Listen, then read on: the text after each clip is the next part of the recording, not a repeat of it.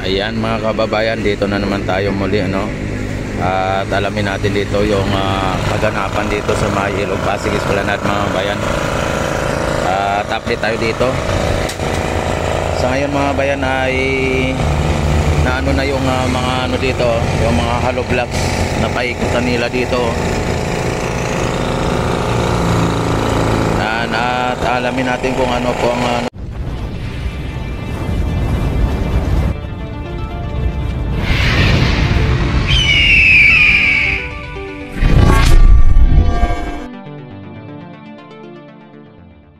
dito. Tatabayanan lang din natin kung ano ang gagawin nila dito sa may ginagawa nila, no? Nilinis na po nila yung mga yung dyan sa may kalsada na yun, no? Nililinis na po nila.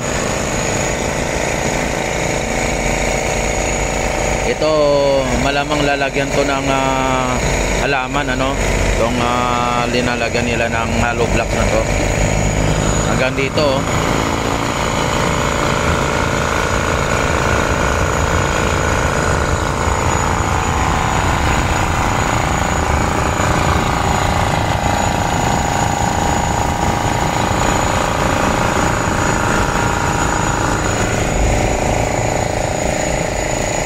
Tinataasan na nila ng hollow blocks dito. Tapos may ano na, oh, may baluster na dito. Hapon ay wala pang baluster yan dyan, oh.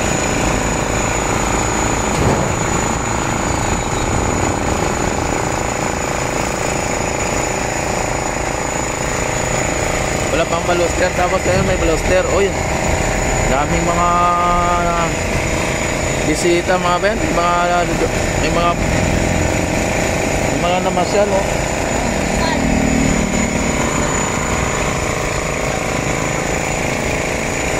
Uy,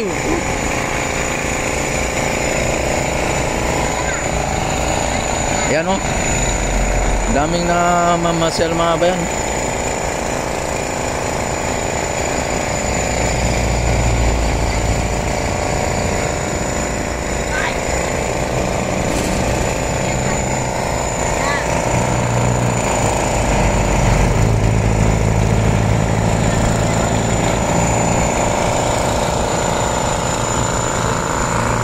Bata talaga, ibato nila yung sinilas nila, tapos ipakuha nila sa mga worker. Dinagdagan pa nila yung trabaho ng worker dito, eh. Yan, oh, mga ano dito mga bayan, mga VIP malamang ito.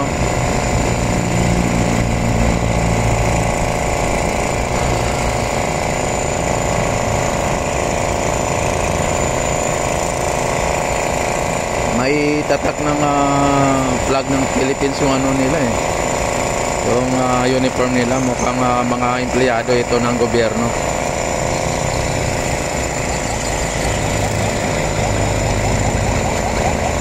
Hindi sila pwede makapunta doon kasi naka ano siya, bagong pintura yung yung nandoon, no. Kaya hanggang dyan na lang sila. Tapos mamaya babalik na po yan mga yan.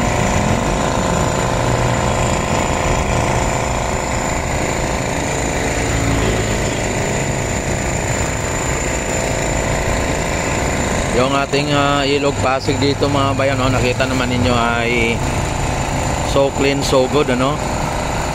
Yan, oh, may dumaan na ferry boat, MMD. Yan, oh, yan. Nagano pa, nagkakaway-kaway pa, eh, no. Ayan. At malaking pagbabago talaga dito sa may Ilog Pasig mga bayan, at nung simula na inaayos ito yung esplanade na ito, eh lalong lalo na kapag ito ay naabot ng Laguna de Bay, eh lalong mabigyan talaga ng buhay muli ang ating Ilog Pasig mga bayan. Nakita naman ninyo ang Ilog Pasig sa ngayon, hindi katulad dati, kahit na konting ulan lang ay ang dami na ng basura. Ngayon ay kahit na may nabalitaan tayong bagyo at saka ang lakas ng ulan ay talagang hindi natin makikita yung sandamukal o santambak na mga lumulutang na basura mga bayan.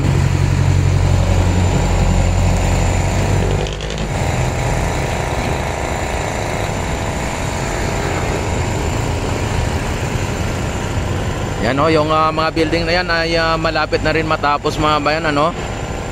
At yung mga building na yan ay may kontrata po yan. Halimbawa sa investor ay magpatayo ng ganyan o mag-invest sila dito.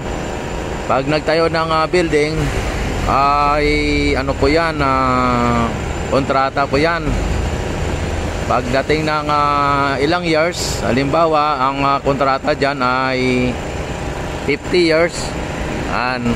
Pagka starting ng operation nila, doon magsimula yung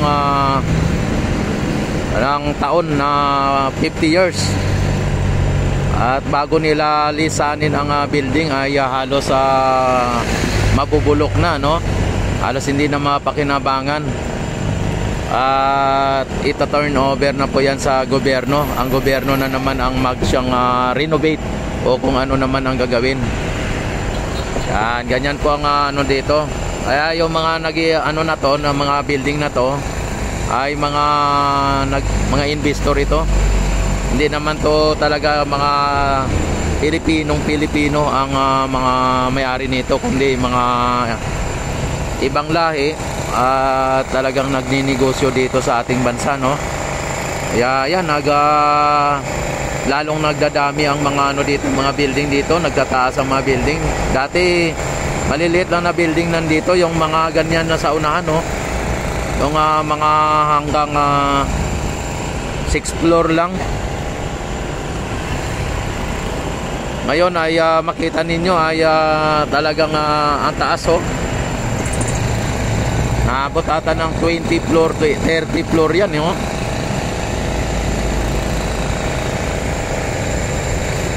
Yan, samantala dito ulit tayo sa may Ilog Pasig, ano. Yan, at nakita naman ninyo ang sitwasyon dito. At malapit na po ito matapos mga bayan. Oh, yung mga ano, nandun na, oh. Yung mga bisita, nandun na, oh.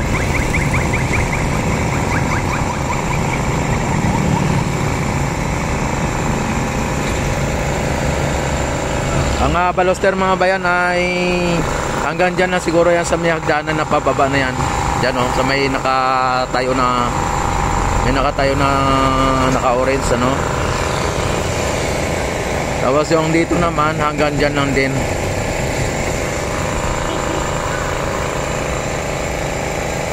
Ayan, at ito ang latest update dito sa may Phase 1A extension mga bayan, ano, dito sa Ilog Pasig Esplanade. Yan, isilipin natin yun doon. Ayan, oh. Nakita naman ninyo mga bayan ang ang sitwasyon. Ayan, at ano tayo dito sa kabila. Silipin natin dito sa kabila para sa ganun makita din ninyo kung ano po ang nangyari dito at kung ano pa ang nagaganap dito sa kabila.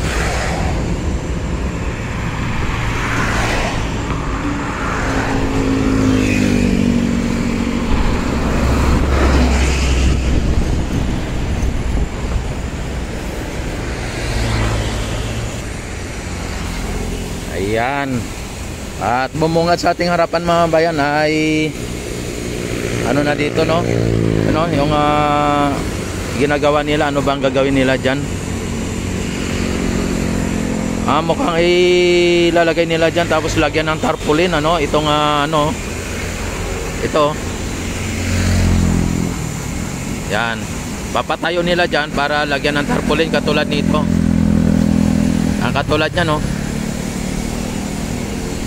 Para pag naginagurit na po ang ating first lady dito, ay dito lang sa ano, no, hindi na siya pupunta diyan sa may baba. At hindi na nila makita yung makita yung dito. Dahil may mga ano pa diyan, may mga materialis, ano. At hindi pa to talaga tapos as in, ano, yung Ilog Pasig na esplanade na ito. Sa akin mga bayan, makita mo yung mga yung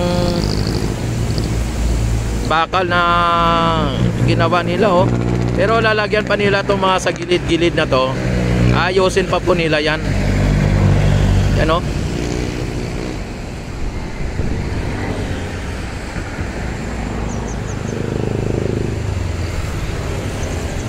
Ang ating Ilog Pasig mga babayan ay so clean, so good. Yan, parang sugo lang. At low tide mga bayan, low tide.